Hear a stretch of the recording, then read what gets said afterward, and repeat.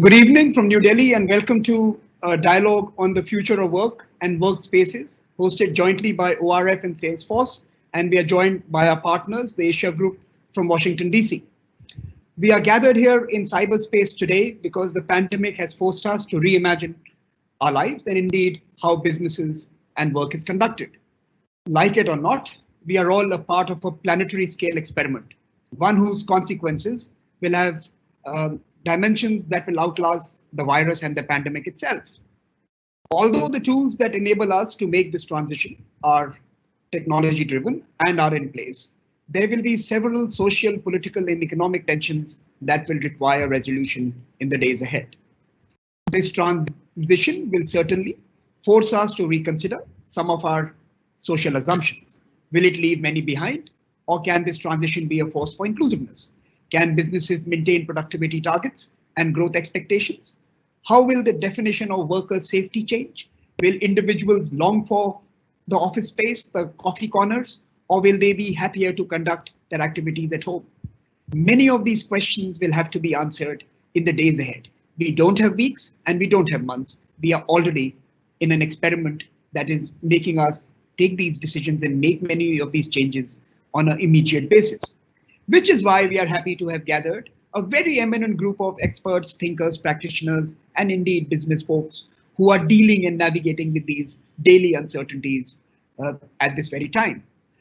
We also have one of India's most eminent policy thinkers, the CEO of Niti Aayog, Mr. Amitabh Kant, who has recorded a message and we will be playing it as we begin this evening discussion. And he will thereafter be joined by Ms. Arundhati Bhattacharya, the chairperson of Salesforce and its CEO. She has many, many years of experience. She brings 40 years of her experience in the financial sector. She has been the first woman chairperson of the State Bank of India and was named by Forbes as one of the 25 most influential women. But let us first start with Mr. Kant. We will hear his address. And then I'll request Ms. Bhattacharya to speak to us. So can I request my colleague Akhil to play the message from Mr. Amitabh Kant? Distinguished guests, ladies and gentlemen, I'm delighted to be a part of the ORF Salesforce India dialogue on the future of work and workspaces post-COVID-19. Ladies and gentlemen, the coronavirus pandemic has accelerated the trend towards remote and distributed work. Technological transformations were gradually pushing our societies in this direction. But the pandemic has forced us to experiment at an unprecedented scale and velocity.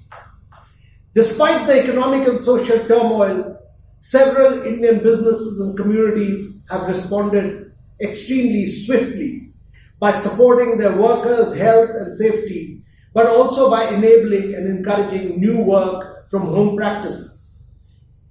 Making this reality sustainable and productive will require change at all levels of society, including policy reforms from government, new management practices from businesses, and new expectations from individuals. It is incumbent for governments to invest in the right infrastructure to enable this new flexi work model that individuals and industries have been thrust into. This includes hard infrastructure, such as an accessible and affordable internet, but also policy and social infrastructure. Can we use this moment, for instance, to make virtual spaces safer for women workers? And can we improve their labor force participation through digital tools? Businesses, meanwhile, will have to adapt and innovate. At one level, new economic opportunities will open up amidst the pandemic. Telemedicine is one such industry likely to see a huge growth spurt. At the same time, they will have to adapt to human idiosyncrasies. The 9-to-5 model, for instance, might have passed its shelf life. They will also have to adapt to new technologies and learn how they might augment human skills.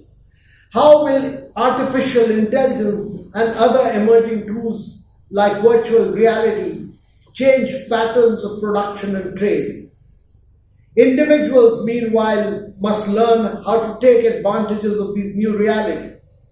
For one thing, new education and skilling opportunities are becoming available to respond to new demand. And second, without physical workspaces and long commutes, individuals have more time and flexibility to participate in the gig economy and find multiple economic opportunities. Ladies and gentlemen, this new work from home experiment also presents India with the opportunity to leapfrog into the knowledge economy. It also gives India the opportunity to dominate the services and the human capital supply chains of the future, much as China did with products over the past 3 decades. With remote work becoming more data and technology intensive, geographies will look for relationships and partners where political trust exists too. So, ladies and gentlemen, what does India need to do to embrace this new world, create new jobs, and meet the requirements of the change scenario? Firstly, we must realign our education system to emphasize skills rather than mere degrees. We must move away from the Anglo-Saxon system of education with emphasis on academic degrees towards hand-on learning in practical subjects. A beginning has already been made in India by the Atal Innovation Mission. We are now over 5,000 schools with tinkering labs, with robots, 3D printers, and additive machinery, Internet of Things and mentors, so that children from class 6 onwards are building and experimenting rather than only imbibing. We must also constantly upgrade skills. There is severe shortage of skilled manpower. India needs massive upgradation programs and new technologies. Our IITs and triple IITs must redefine themselves as institutes driving cutting-edge technologies for the fourth industrial revolution in the post-COVID era.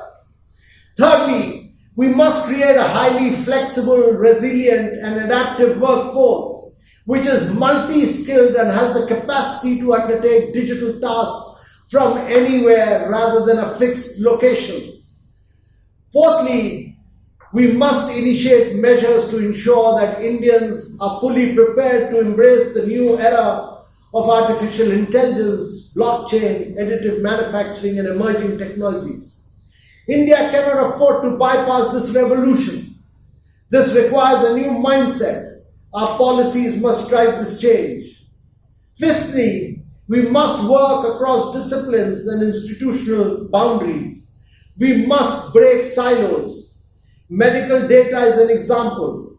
Life-saving opportunities can be utilized by sharing large sets of genomic data across different health providers and research organizers.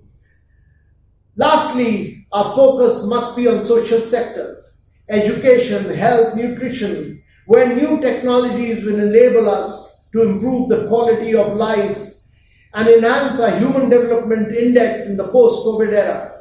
These are also the sectors where maximum jobs will be created. Countries are still navigating the early stages of this new post-COVID era. India must jumpstart this transformation through the use of technology and emerge as a winner and as a global champion. Thank you very much, ladies and gentlemen.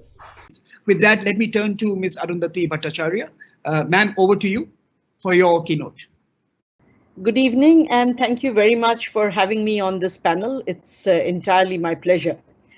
Regarding the future of work, if you look at the work that I'm doing right now, I think I couldn't have better timed myself to move from finance into IT at just this juncture is really, I would say that it's a lot of foresight. Actually, it wasn't. It was a coincidence. But if you look at businesses, I think that's precisely what they are thinking about right now. Something that was nice to have has now become an imperative for people, because nice to have will no longer do. If businesses don't pivot now, if they don't realize what the future of work is going to be like, that business is not going to be able to sustain. And I say this because at the same time as we are trying to reopen, we also need to keep the safety of workers in mind. That being the case, it is the imperative of the current situation that we properly empower businesses with both data and digital. Everywhere, businesses are realizing that they need to go omni-channel. They need to reach out to both their suppliers, their dealers, and their customers through all kinds of means, whether it be online, digital, or the physical mode. They need a hybrid model. Similarly, they also realize that they need to ensure that their workplace, or rather the employees, can work from anywhere. So the workplace is no longer only in the office, the workplace could be anywhere. And they need to find ways of ensuring that their employees do it. Because if they don't, again, they will be the ones that will miss out on the enormous opportunities even this challenge provides us. Imagine for once, if you look at an Indian workplace, how much of emphasis have we given to the safety of our workers? Having come from an Indian PSB, I will tell you not really all that much. In fact, in my earlier years, I was asked to work in branches which didn't even have a toilet. Now, that's the kind of importance we had given to worker safety because the infrastructure at that point didn't allow for anything else. But that is no longer the case today. Today, for instance, if you open up a shop floor and 5 or 6 or 8 or 10 people get infected, that shop floor will get closed without a doubt. So when you're bringing your workers back in, you have to remember that there are certain norms that have to be followed, certain safety measures that have to be followed. And unless and until we do that, we are not looking at a sustainable business model anymore. Next, we also must understand that we had never imagined people could work from home the way they are doing now. I remember in 2015, I had pushed very hard with the bank in order to get a platform where we could ask women who couldn't come in on account of certain difficulties that they had at home to actually work from home for a particular period of time. There was a lot of pushback. And the pushback was because there was a feeling that people, if they were allowed to work from home, wouldn't produce as much as they would need to. And that has been comprehensively proven wrong by the current work from home regime. In fact, in my new company where I'm the CEO right now, we have seen actually absenteeism going down and productivity going up. Okay, and if that is the case, then is that the future of work? Not only that, with digital and data coming in such large force, as well as things like AR, VR, artificial intelligence, machine learning, a lot of people can expect their jobs to get taken over by machines. And if that's the case, then the people who are in those jobs will need to reskill, will need to put in a fresh effort in order to unlearn what they had known and learn again. And those are the kinds of things that we in the IT industry are looking at. For instance, Salesforce has come with a platform called work.com. And work.com enables you to track each of your employees. Not only track them, but also assign them shifts so that not too many are there together. Assign them times of coming in so that the lifts don't get crowded. Assign them lunchtime so that the lunchroom doesn't get crowded. It can keep track of your physical parameters. It can ensure that you are notified as soon as somebody is tested positive. So it can do a whole lot of things. Ultimately, what it does is create the kind of enablement that industry needs. Similarly, on the learning platform, we have something called Trailhead. And outside of the US, actually, India has the largest number of people who are certified on Trailhead. Almost 1 million people are certified on Trailhead. And what Trailhead does is give you knowledge on newer and newer things that are happening and enables you to reskill yourself. So those are the kinds of things that we need to look at. People, the way they work will change, the safety measures will change, the processes will change. We have seen that in the education industry, we have seen that in the medical industry. They are going to change enormously.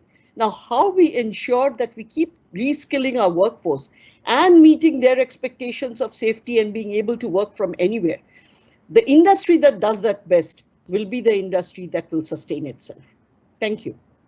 Thank you very much, ma'am. I think between you and Mr. Amitabh Kant, we have put together a good collection of thoughts and ideas and strands that Ambassador Verma can now take forward as he moderates this discussion and introduces his panelists. So I'm going to hand it over to you, Ambassador Verma, to tell us about how are we going to protect, pay, and motivate the task forces, workforces, human capital for the future.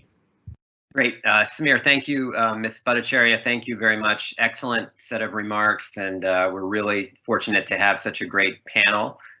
Thank you to Salesforce, thank you to ORF, the Asia Group. We're really proud to have this partnership with all of you. Let me just make some formal introductions very quickly. As we all know, Ms. Bhattacharya is the new chairperson of Salesforce India, appointed in March 2020. Prior to joining, she was the first woman chairperson of the State Bank of India, long and distinguished career in business and in commercial affairs. Really honored to have you here.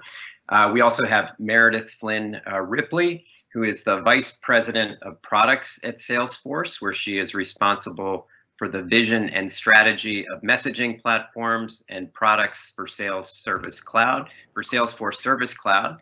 Also a Lehigh graduate, as I understand, which is a really important thing, since that's where I went to school as well. We have Shrayana Bhattacharya as well, the Vice President and Economist at the World Bank, focused in the World Bank's Social Protection and Labor Unit for South Asia. And prior to joining the World Bank, she's worked with a number of organizations, including SEWA, ILO, Center for Policy Research, and an expert in the field. And of course, Mihir Sharma, Senior Fellow at ORF, well-known economist, head of ORF's Economy and Growth Program. He's well-regarded, written a lot, and his book, Restart, The Last Chance for the Indian Economy, was published in 2015.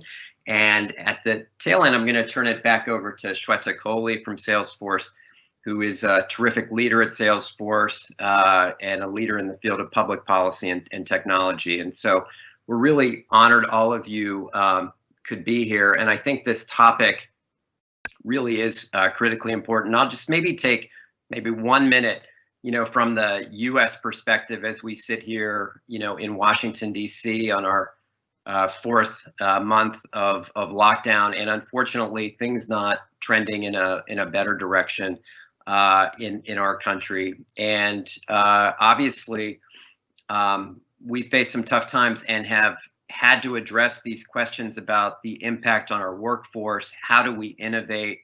And how long will this continue? And what are some of the best practices coming out? I read a statistic the other day that suggested 50% of the world has gone onto lockdown. 50% of the workforce in the world has gone onto lockdown. And in the United States, some 60 to 65% of the workforce has moved online and into online work environments. Obviously, one of our concerns here is how many people were not able to move seamlessly online. How many people have been left behind? Have we accelerated gender gap and racial gap and divide between urban and rural areas? And so these are all questions we have to wrestle with. I myself wonder about the psychological impact of not being with people each day. We tend to embrace it on some days, but on other days, I think we miss that collaboration that can come from innovating with our colleagues in person. I think about the stresses that just being online creates. I think about the days that don't end, that don't have a starting point and that don't have an ending point.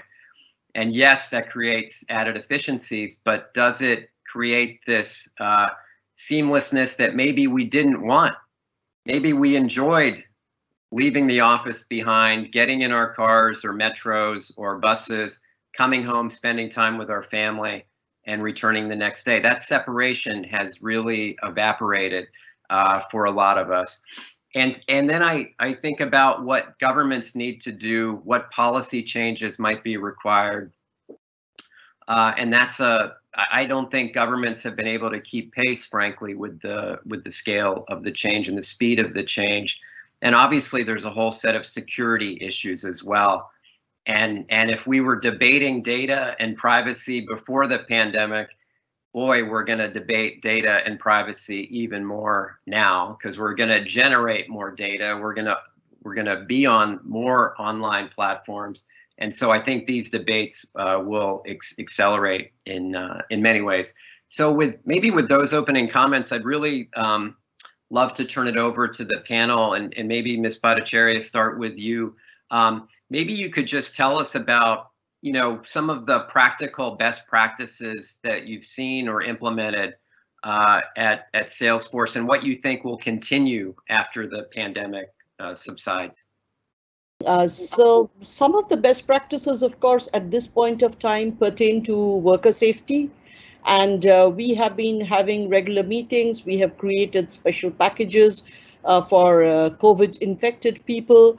We've been doing a daily kind of a roundup to ensure that people who are working from remote locations, that they are not facing any issues.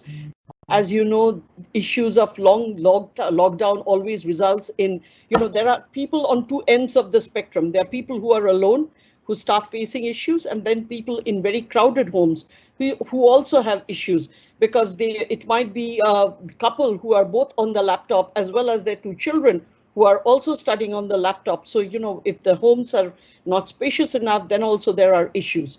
So, what we have tried to do is to ensure that managers remain in touch with their workers throughout this period, in order to ensure that their mental well-being as well as their physical well-being is taken care of. We have also told our workforce that they can continue to work from home, subject to their wishes, right up to the end of this year, so that there are no concerns about when they get back and how they get back, etc. At the workspace itself, excepting for very, very urgent requirements, it's a hard lockdown, so it's not available at all. And the other thing that we have tried to ensure very strongly is the safety of the data, the safety of the work that we do during this period. Ambassador Verma, you talked about it. Yes, that is definitely an issue. But I think those are some of the things, that have been reiterated over and over to ensure that people who are in dispersed workplaces continue to use the best practices and continue to adhere to all of the company policies, so as to ensure that the work we do remains, properly secured. So those are some of the things that I have seen done. As I said, the work.com is a great help, because what it does is actually it tracks every single employee, and that gives us much better understanding of how we can bring them back together when we do take a decision on opening up, which will depend upon local government regulations. But at that point of time, this is a platform that we believe is really going to be helpful for us. We are also launching, and I'm sure Meredith will be able to talk about it, Salesforce Anywhere, which will give a lot of capabilities to our users, our customers, as well as our employees, to be far more flexible about their workplaces. And yes, we are also thinking as to how much of the workforce really needs to be located within one center, and how many of them can be remote workers, how many of them can have the flexibility of coming in and staying at home. So all of these are currently in the discussion stage. No decisions have been taken, but there is a lot of thought around it as to what the workspaces of the future is going to look like. And I think, we will evolve on that sooner rather than later. Yeah, if I could just add, I think that globally we're seeing, as we talk to our customers about our work.com solution, which is technology, content, training, a complete open platform that customers can use, what we're finding is roughly 20 to 25% of the workforce may never return back to an office. And, based upon where they are in the world, that might be a slight increase, or it might be double, or it might be a 25% increase. There's 25% that desperately wants to come back into the office for all of the reasons that we've talked about. Their work environment may not be good. And then 50 to 60% want to come back into the office with flexibility, with maybe certain days of the week. I think an important point too, as we think about how employees will return, is they'll return as a collaborative pod, is what we like to think of. When you come back to the office, you'll come back with your team focused on a specific mission, and that you'll be seated and working together in this, with a mission. I think there's going to open up a lot of new areas of employee engagement. You referenced, what about the people that are missing that social interaction? So you may actually also be going back with people that you want to go back with. So it's becoming a new form of employee engagement, and I was reading about the perk aspect of it. And I think it is important, as we've referenced, we know that if the productivity is up in general, employees are on average, we're seeing 2 hours more productivity, but the mental aspect of it is something that we're very concerned about. We actually have enabled all of our employees to take a mental resiliency test to help each and every one of them understand how are they dealing with this. We're putting mental resiliency surveys out and making that part of the product. And there is an aspect here of, our time is warped in COVID time because there are no memories. There is no ability to get in the car and go home. And so how do you create the virtual versions of this? This is very much things that our product team is looking on as kind of the next wave of technology solutions, so that, maybe it's even an app that's going to tell employees, okay, it's time to get up and have a meeting where everyone is walking, right, and not sitting in front of a screen. Create a new memory, as opposed to getting into a car. So anyway, just wanted to chime in there. Those are really important thoughts, and they're what your comments remind us that it's not just about the workers, it's about the managers actually knowing how to set the appropriate guidelines, still do the appropriate training and mentorship, and knowing where the boundaries are. Otherwise, this is, productivity turns into a kind of endless workday. Shrayana, maybe I could turn to you with the same set of questions, best practices, and what do you think this looks like when the pandemic subsides? Thanks so much. And firstly, I'm delighted to be on the panel. So thanks ORF and Salesforce for organizing this. What I'd like to do is just start by highlighting, when you look at India's economy and workforce, and I think Mr. Kant and Ms. Bhattacharya's comments really laid this out, we need to invest in a resilient workforce. I think that's the message from the pandemic. 90% of India's workforce is casual and informal. So, as Samir started by saying, people miss their coffee corner. Most workers in India were going to a local tea stall. Work life was extremely fluid and flexible for a large part of the workforce to start with. And I think for these communities, what we could often call offline businesses, those in farming, construction, which were very much the engines of Indian growth, because these were migrant communities moving to cities from villages for work, which is 90% of the country. They require robust safety nets to be able to survive this particular transition. And I think that's really important as a message that's coming out of the pandemic, which is, given the psychological and economic uncertainty right now, considering we are still in phase 1 of the pandemic, which is still trying to cope with the outbreak, you have many people who will be losing jobs, who will be furloughed, who will be in and out, and the fluidity of the Indian labor market is only going to be much more amplified in the context of this crisis. So I think the resilience of social protection, taken steps in the right direction, making portable food access, making sure cash transfers reach people on time. And we can debate about, there are more measures that can be taken. But if you need a resilient workforce, the first critical investment has to be a robust social protection and safety net system, which affords social security to workers, because the next year and a half, let's face it, is just going to be tremendously uncertain, and workers will need the psychological and some safety nets that they can rely on.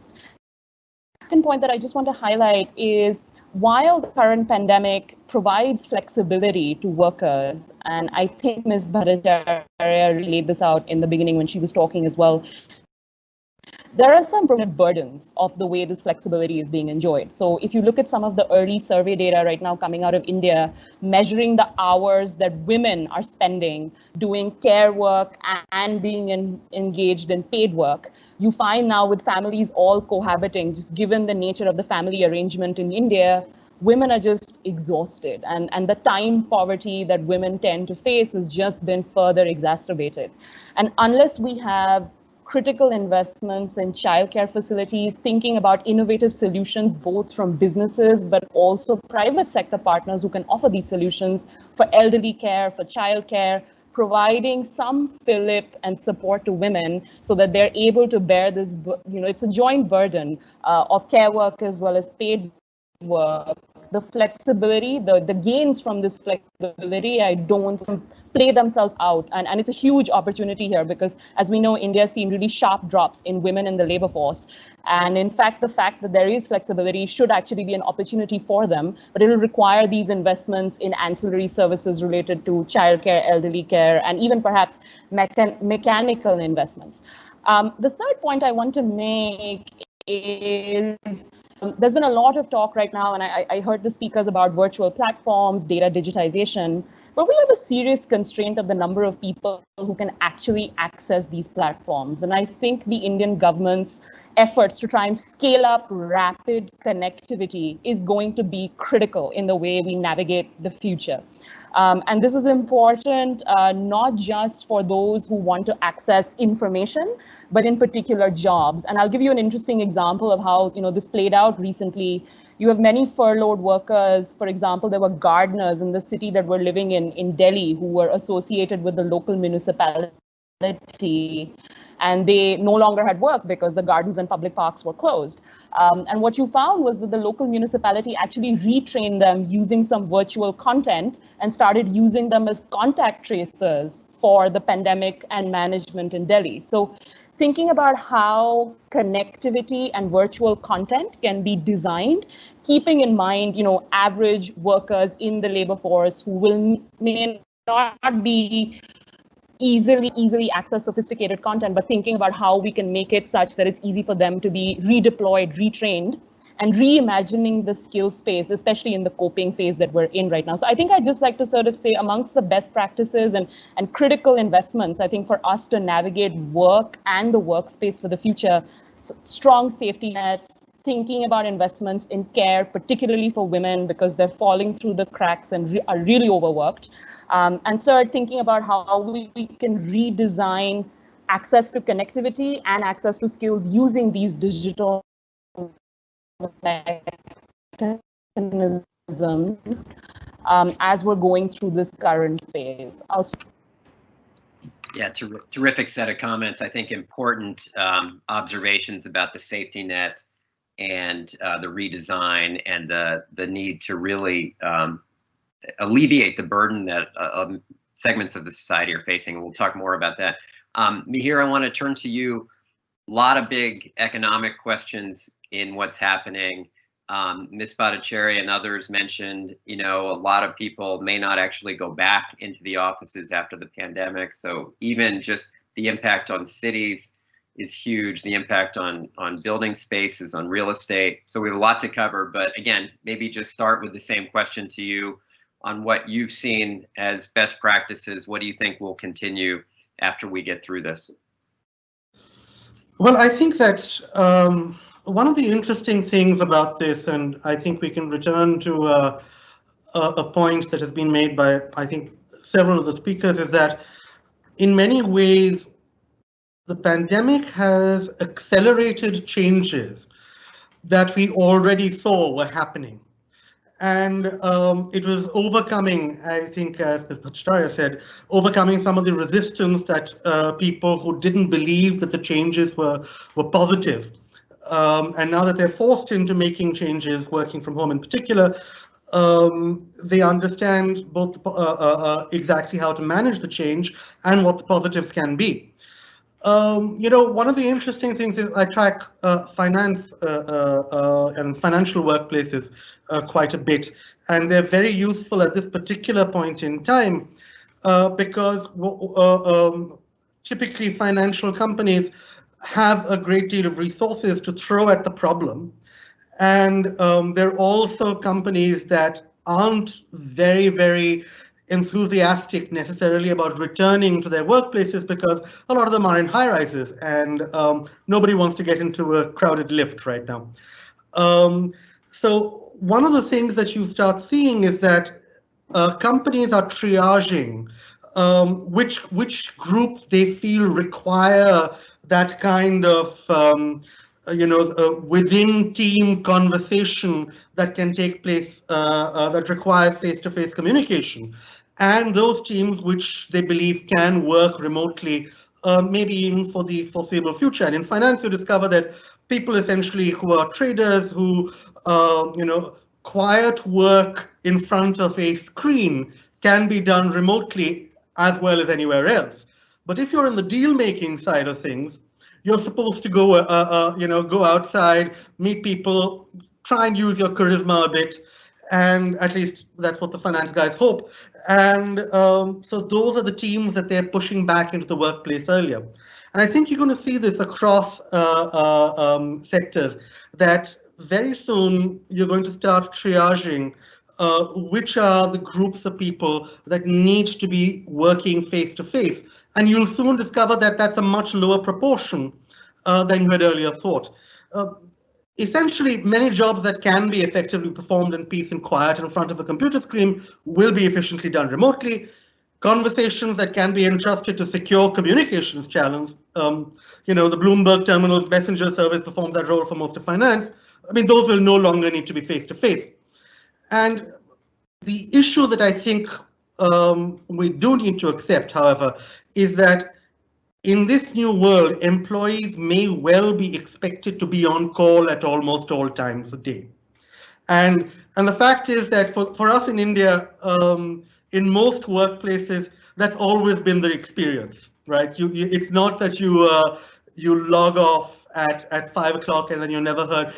There were these great stories a while ago about when the Tatas took over European steel companies, and they couldn't understand how they operated because nobody was available on the weekends. And it's like, how is this possible? How can you run anything? So that, we have to come to an understanding of what off time is. So as Rich, as you said, some way of bringing into the work from home experience this notion of, okay, now I'm getting into a car and going home, or getting into the tube and going home. Yeah, great, important comments. And I don't think I've had that separation in many years, having served in the Obama administration, the Clinton and Kerry State Department. It's more fictional, I think. Ms. Bhattacharya, I want to turn back to you, and a lot of questions, I think, about whether the resources and infrastructure in India actually exist to do what we're talking about.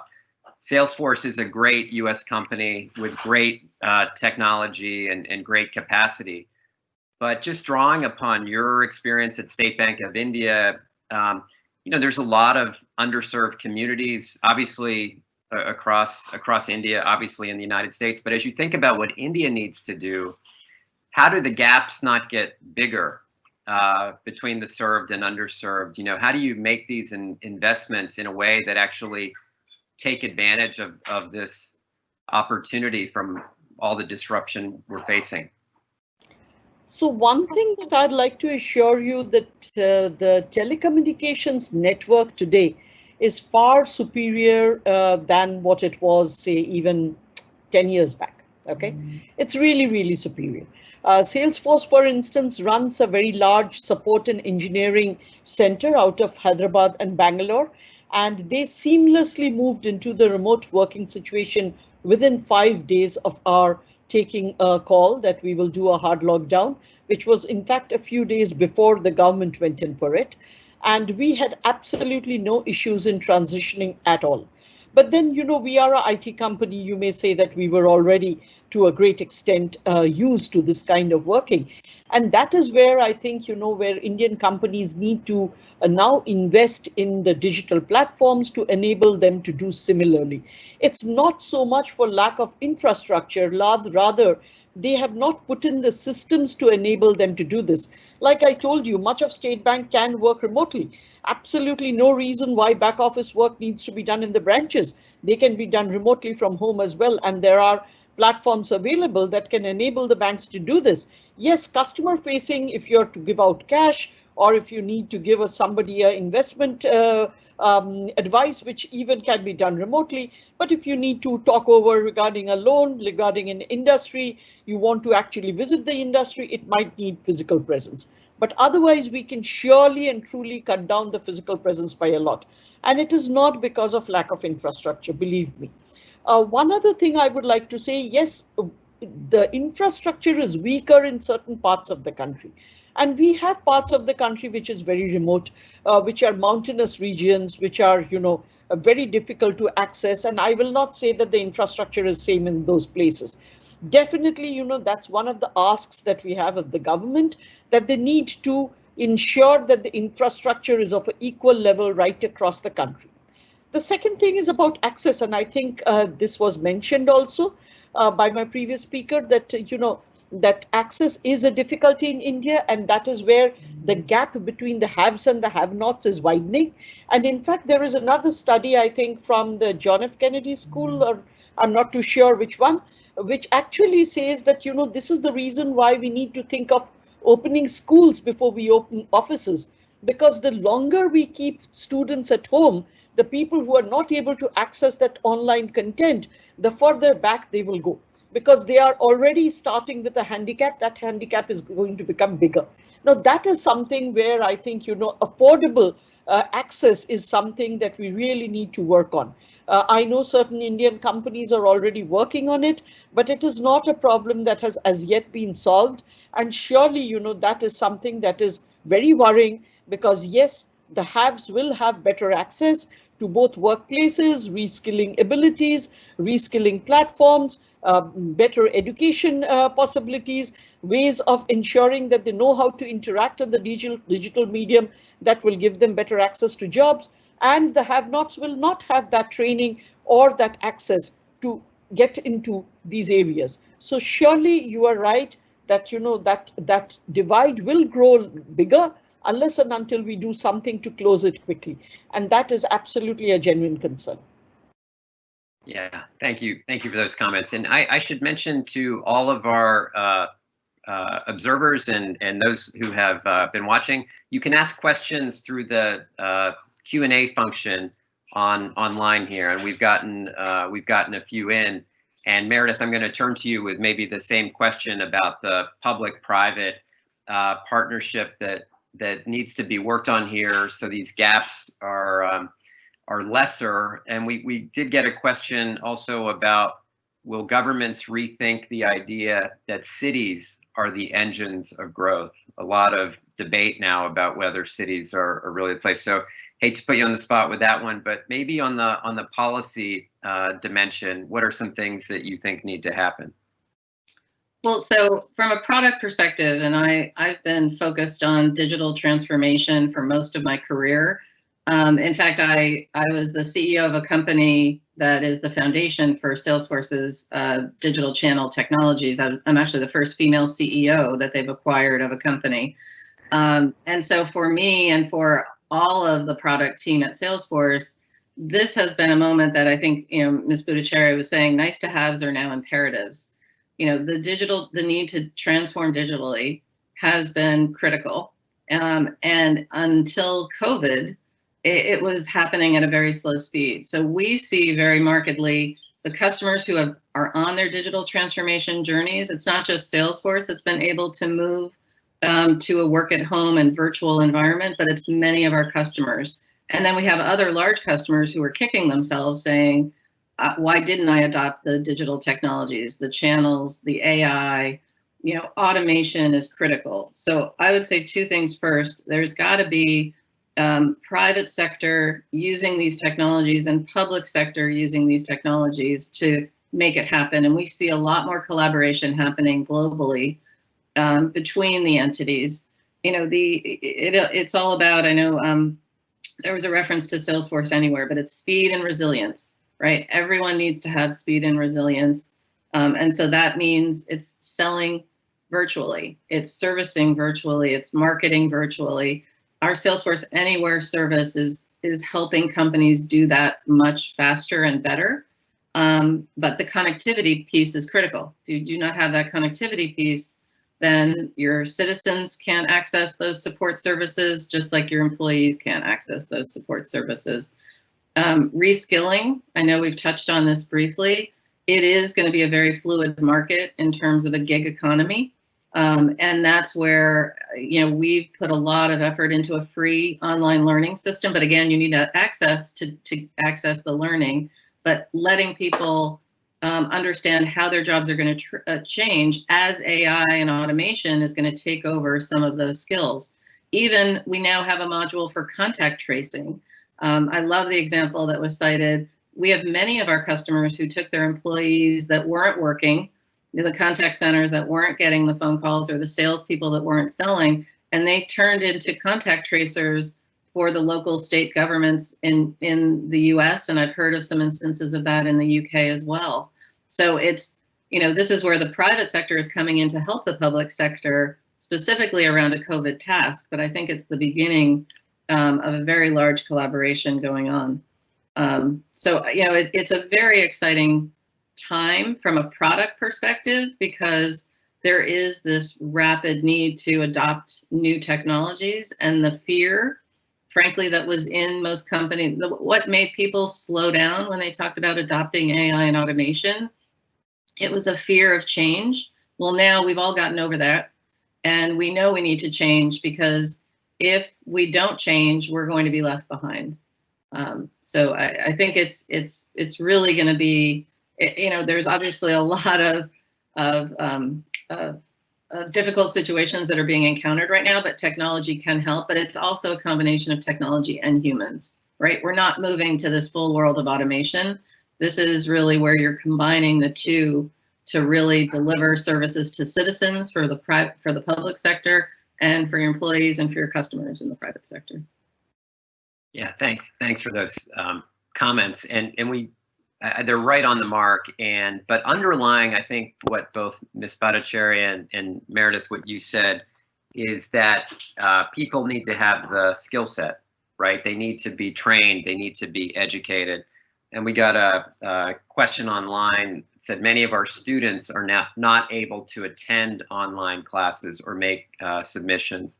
And so for both Mihir and Shrayana, maybe you could just talk a little bit about how do you do education and skilling in this environment? Now, obviously, it opens up opportunities to maybe serve parts of the country that never actually did get trained online before, and maybe the government will put resources into this. But there's a lot, perhaps with younger kids, you can't really do online. And so maybe, Mihir, I'll start with you, and Shrayana, turn back over to you to talk about the education and skilling issues, how important they are, how many challenges they are, and then what are some of the opportunities? Well, I think that it's the first thing to note is that the problem is much larger in India, obviously, because we do have connectivity, last mile connectivity problems in large parts of the country. I mean, there have been vast improvements in the last 5 to 7 years, but there continue to be issues. But it's worth noting that across the world, people have realized that, in fact, it's very difficult to substitute for the actual, an actual physical school and sending children to learn together. Difficult is not impossible either, right? And I think that one of the things that we may hopefully get out of this period of the entire world struggling with the idea of how to deal with offline versus online learning, it is not just the fact that we all know now where the gaps are in terms of digital education. It's also the hope that with so much attention being given to it, the best minds in the world will be able to figure out what are the ways in which even younger learners who maybe do not have access to perfect broadband, etc., maybe may manage to keep up with their peers. This is not a problem we know the answer to yet, but it was a problem maybe that we would have taken a lot longer to get around to answering if we didn't have the pandemic forcing it up on the rest of us. See, if I can make one point regarding education. See, on the one hand, for the first time, a large segment of people can actually have access to very good quality teaching material and learning material, okay? Because now everything is online, and therefore you can access some of the best teachers. But it is a question of that person's ability to access.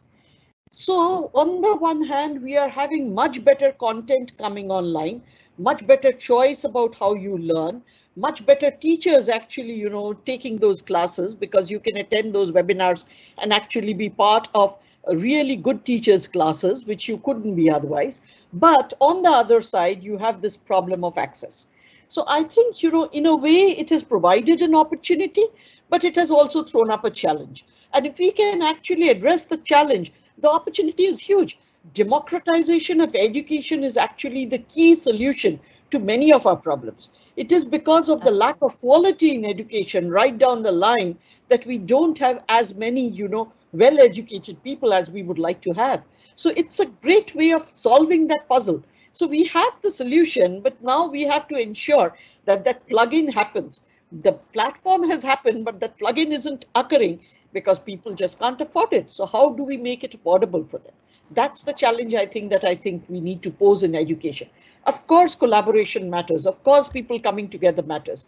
But for the first time, the content can actually be, even if you can get together a class in a village, most of the village schools, they have not more than 3 tutors. One person taking from class 1 to 4, another taking from 6 to 8, another taking up to right up to 12. How much of learning do you think these people are getting? Now, if you have the virtual teachers teaching, you can get them the best of content, okay? So therefore, I think, you know, we have really got the advantage of this solution. Now let's make the best of it and meet the challenges to how people access it. And I would add that there's a lot of private sector activity happening in the States right now that is getting technology into the school, you know, computers into the hands of students that don't have computers, connectivity to their homes. There is a big push into our underserved communities to get them that access, because that is the missing link right now. Yep. Can I just come in now, just to simply, you know, I think there are 2 facts, and it's extremely unfortunate, but we have to accept that even with the best innovations and our best intentions, there will be significant learning losses through the course of the pandemic. It's something, I think, if you acknowledge that loss, it will then allow you to start to think about decisions and policies that you can make to address them. And an example, it's coming out of India, is using direct-to-home, televised, or even simple, mobile-based content to help people learn practical skills for jobs that seem to now be jobs of the future, be it ICT support, be it care, be it communications, logistics. And we know that there are different community-based organizations partnering with private sector partners and government to scale this up. Having said that, I think even with these intentions, there will be loads of communities, especially those who are disadvantaged. And I think, as Ms. Bhattacharya said, when it comes to access, who will lose? And I think it's critical to ensure that while we move from the emergency coping aspects of the pandemic towards a phase of recovery, there have to be targeted interventions. It could be cash support incentives for young students. It could be making sure that there are subsidized devices that are available to students. As we move out of this current phase of a fair amount of panic, which still exists in different parts of the country, and move to a much more phase focused on recovery, thinking about targeted ways we can reduce the losses that we're incurring in learning, I think over this year will be critical to help India's labor force navigate the next year and a half. Because if we don't acknowledge those losses and don't recognize we need targeted interventions through policies, we're not really going to see the effects that we'd like to see a year and a half or 2 years from now. So that's one. And if I could quickly just respond to the question on cities being the engine of growth, I believe someone sent that in. You're absolutely right. This is now becoming such a hot topic of debate, particularly in India. What's happened is you've seen migrants move back to rural areas. There are concerns about deurbanization potentially kicking in. And again, I'll probably sound like a broken record, but if we do not have a portable safety net, which makes sure and guarantees to people that they can access food, insurance, unemployment benefits, irrespective of where they are, so that migrants from Bihar feel comfortable and trust the state enough to know that when they come back to Delhi, they will be provided support, we're not going to see the calibration in the labor market that we would like. And cities have been the engines of Indian growth thus far, and especially engines of mass poverty reductions. So we need these cities and urban labor markets to function well, and they won't if we don't have that portable social safety net. Yeah, I think those are really important observations about the losses in learning, and we have to accept some of the negatives here, and also that your emphasis on the safety net. Ms. Bhattacharya, I know we're going to lose you in about 3 or 4 minutes here, so I just want to get a couple more questions into you. One that came in online, back to the government's role. Should there be a national e-work policy framework? The government has a lot of policies, in a lot of different areas. I'm not aware of an actual e-work policy that maybe addresses some of these questions. That's question one. And then just based on your, again, your experience over the years, thinking about what the United States and India can actually do together in this area. Technology and education have been these core pillars that have brought us together over the last 2 or 3 decades. Can we do more in this space? So those 2 questions back at you, if you don't mind. Not at all. On the government side, I really do believe that the government needs to step up with policy measures. There's no doubt about it.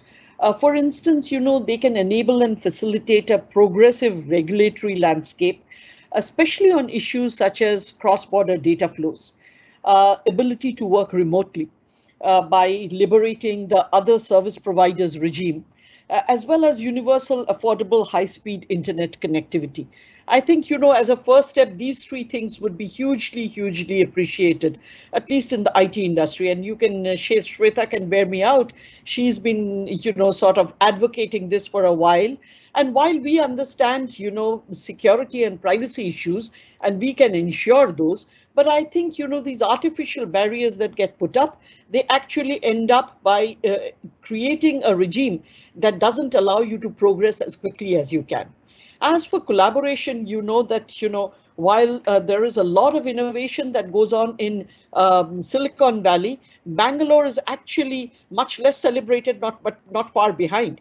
So if you're looking at IT talent, actually, India has a very, very deep pool of IT talent. And it is a talent that can be reskilled very quickly.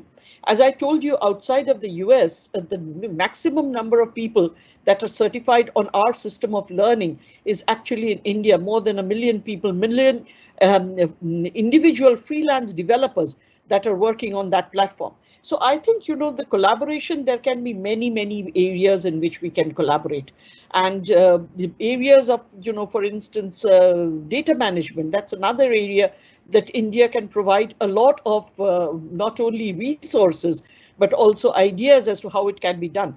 Because I don't think you have as large a database as the Indian government itself is maintaining. When you look at the Aadhaar database, which is our unique identification authority, 1.1 billion people with their 10 fingerprints and retina scans are on that biometric database. And even if you query that database at any point of time, within 30 seconds, you'll get back everything from the system, including your photograph and your address and everything else. And all you need to do is to scan your fingerprint and type in your number. So, we've handled such large databases. We've handled such large data systems. And I think, that experience can definitely be brought to bear on the problems that we currently have.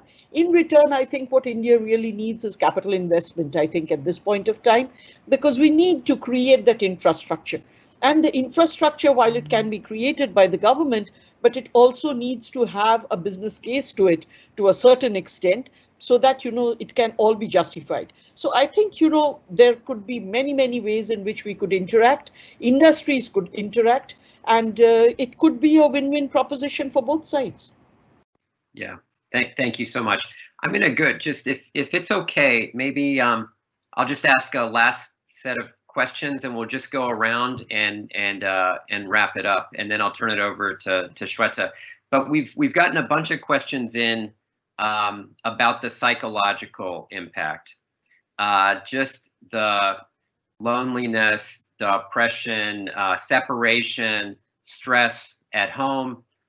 We assume everyone wants to be at home and around everyone at home, and some people don't necessarily want that every day, all day. They like the break, and there's just a lot of stress here. So I want to ask you about that more personal question, because we've focused on policy and technology and innovation, but just as a human element, how do we think about that? What are some tools for people to think about? And then I'll just leave you maybe with this question: what are you most excited about? How do we take this crisis we're in and turn it into a positive? And what are you most concerned about? So those three questions: the psychological impact, what are you most worried about, and what are you most excited about? And maybe Shrayana, I'll start with you, and then Meredith, and then Mihir, and we'll finish with Ms. Bhattacharya.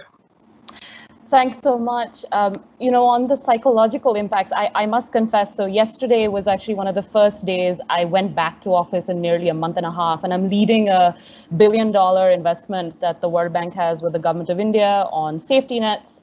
And it's been strange because my life was such that I would be in government and traveling all around the country, and now I find myself static, and it's required a fair amount of retooling of my own self.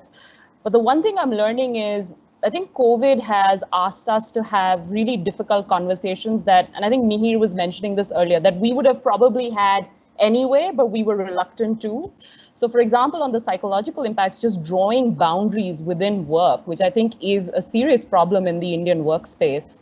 I think being able to do that, having resources within human resource organizations to be able to support that has been really critical. What I'm really excited about are two opportunities. One, given what the Indian government has done with making food distribution portable and universal, scaling up cash transfers, I think this is a real watershed moment in creating a robust, modern social protection system for India, such that it can actually handle the crisis or any future crisis that comes up. And the second, I think with working from home, the flexibility that allows women in the workforce, and especially because South Asian women and Indian women in particular have been dropping out of the workforce, this is a huge opportunity to try and draw talent back in, provided the gains from flexibility can be truly exploited in women's favor. So I'll stop there. Thank you. Meredith, over to you. Sure. I would say, the psychological aspect is certainly the way we think about it when people are talking about the health of their employees. It's the physical and the mental health of their employees. And we know that there is a group that the majority of employees want to come back together, and people are in a very strange world, right? With that time warp and, no separation between work and personal life. And so, I think that the only solution here is to come up with new ways, new mechanisms, and new processes. And so creating new playbooks and then educating your workforce on that. The managers out there have virtual water coolers. We did a virtual scavenger hunt the other day as a team event that actually got you out in front of your computer and in your respective houses meeting your employees. So there's actually, when you ask me what's positive about this, I like to think about several positive aspects of COVID that hit both the personal and the work life. One is this is a lot of time with your family, and so take it in and be positive around it. But I think also it's amazing time with your colleagues, because you're going through this very stressful time together. And, that I've personally met a lot of colleagues around the world, talking with people, bringing people together in a virtual way that is now common, that wasn't as common before. And I would say the second positive to all this is the speed that we've talked about before, right? This is really forcing the change that should have been happening, that's going to make the world a better place, right? These technologies are not just about getting to the work, but it's also creating that access to technology that the underserved populations haven't had. and creating better experiences both in your personal and in your business life. So there's a lot of positives amidst a lot of the challenges that we're all facing right now, both personally and professionally. Yeah, thank you, Meredith. Mihir, over to you. Right, so thank you. Those are both great questions. I think on the question of the psychological impact of this period, I mean, leaving aside the point that you mentioned about the fact that many people are becoming subject to loneliness and depression and stress, one of the ways I think that people, managers in particular, workplaces in general, are going to have to re-examine how they operate is in fact how they structure teams and in how they deal with team members. We're accustomed to the kind of non-verbal cues you can pick up from team members in a meeting where we are all face to face. We can bring people in to the conversation if we see they are silent. It's much tougher to do that when they're all little boxes on a screen. All right, you may not notice, in fact, who's participating, who isn't, etc. And in offices, for example, where you say, I have my door open, anyone can come in at any time. That means that you're accustomed to thinking that people do walk in. If anything is going wrong, you're approachable, right? But if you're at the other end of a computer, you're no longer approachable. Your door is no longer open. Somebody has to call you or email you, and that's a much higher bar for access than it was earlier. So the proactive nature of leadership, of team management, is, I think, something that a lot of people have to get used to in this new world. And frankly, I don't think I've gotten the hang of it yet. And I think a lot of people are struggling with it. What I'm excited about, and I think that I sort of vaguely referenced this earlier, is that this pandemic has hit us at a time when we were getting extraordinarily optimistic about the digital future and what the techno-utopianism, how it's going to solve a bunch of problems. It may, but what we have been, it's been a big stress test for these claims. And a lot of them have not worked out as much as we would have wanted them to. And so now we know that digital education, which we talked about, welfare systems, which Shrayana talked about, informality in general, the direction in which the workforce, in which work was going, is something that we need to do a lot more work to prepare for. And the pandemic is actually the stress test that taught us that. Great. Thank you. And Ms. Bhattacharya, over to you. And thanks again. And really appreciate everyone being here. And after Ms. Bhattacharya, I'm going to turn it over to Shweta to close us out. So please, ma'am. Yes, so thank you again. And regarding the psychological side of it, I joined this new company virtually. So while, strangely, I have met the top management of Salesforce, including Mark Benioff and his most closest team, and been to Salesforce Towers in San Francisco, but I've never met a single one of my Mumbai colleagues or my Indian colleagues, nor been to any Indian location as yet. So, there's a whole new reset about the way you do things, about your expectations, and how do you get into a new environment totally on the virtual platform. But there are moments when you need to dig deep, and I think this is one of them. But in spite of that, what I'm really, truly thankful for is I never had this kind of a extended period at home ever in my life before. And it's ended up actually in regulating my life so hugely. I think, my physical parameters are actually better than when this all started. So, mentally and psychologically, there could be challenges, but physically, actually speaking, they're better. Because I'm leading a very, very regulated life. I'm not getting up at 3 in the morning to take early morning flights, not returning at 1 o'clock from some international flight. I'm having home cooked food every single day at exactly the same time every single day. So, it's made a big change. So, there are pluses and minuses. And when you think of the pluses, we'll all think of the pluses when all this pandemic is over and probably think, wow, what a great break we had. That is, if we come through the pandemic without getting infected.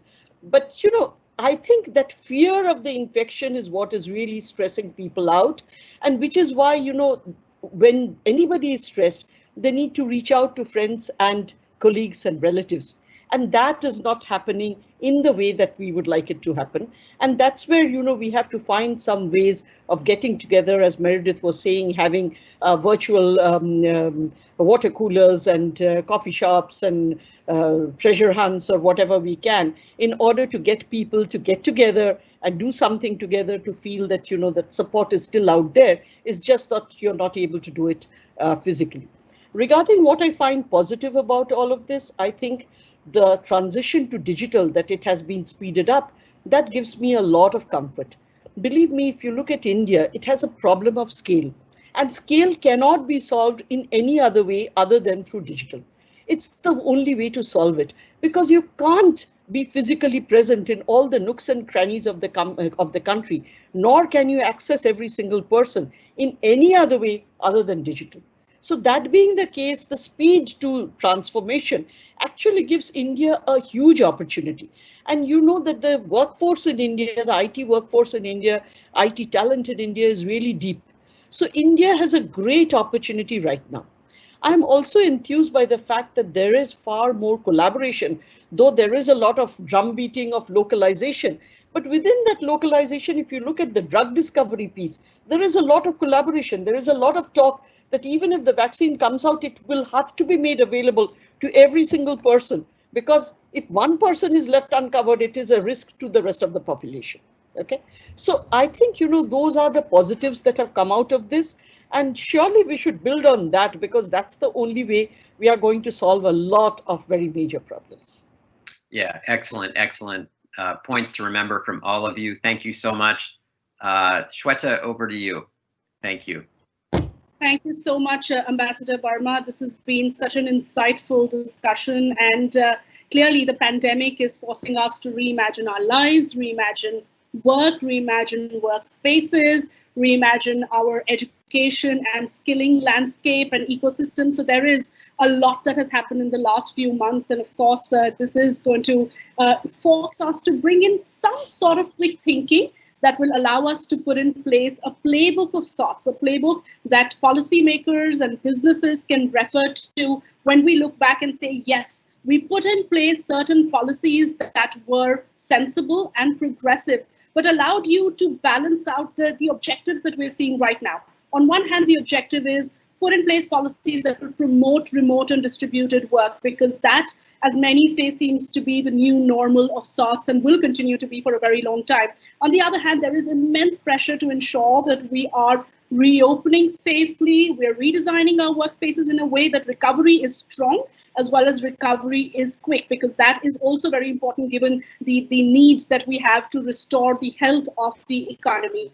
And as we discuss all of these objectives, there's obviously talk of the hybrid model, so to say, that will emerge out of this crisis. But I was listening very intently to all the panelists, and I'd just like to wrap up by talking about 5 key takeaways we've had from this very, very important discussion that we've had today. Number one, I think digital transformation, as everybody's talking about, I think that is something which is going to be a key defining trend in the years to come. And while everybody recognized it, nobody realized the real value and importance of it till the pandemic hit, because this is the time when data-driven decision-making is happening in real time, and you're seeing governments, businesses, everyone adapt to the need for that digital transformation.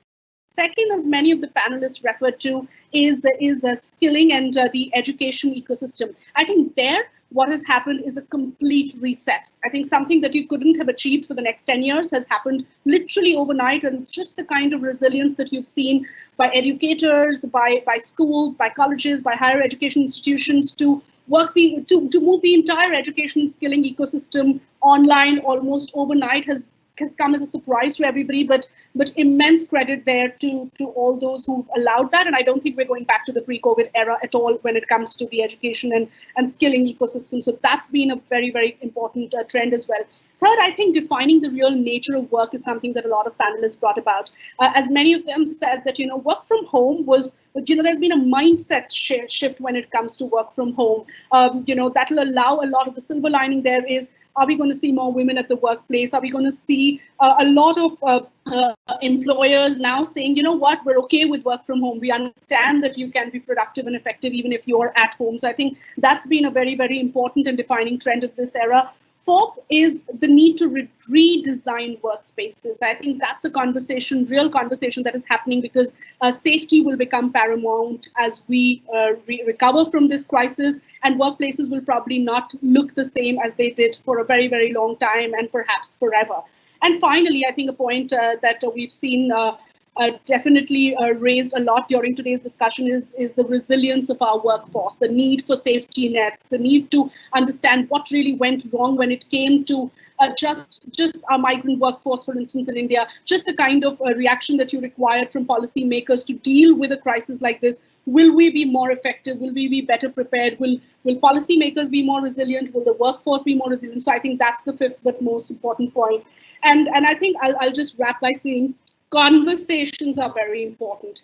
Webinar fatigue notwithstanding, this is the only way we can have these conversations. We all know that we're like, oh my God, yet another webinar. But every time we have these conversations, we realize how important and significant it is for us to continue talking about these issues, to continue educating policymakers, businesses about just how much has changed in the last few months and how much will change as we move forward. So with that, on behalf of the Observer Research Foundations, as well as Salesforce and the Asia Group, I'd like to thank all our panelists for their wonderful insights today, and of course, all the participants for being with us and listening in. Thank you so much.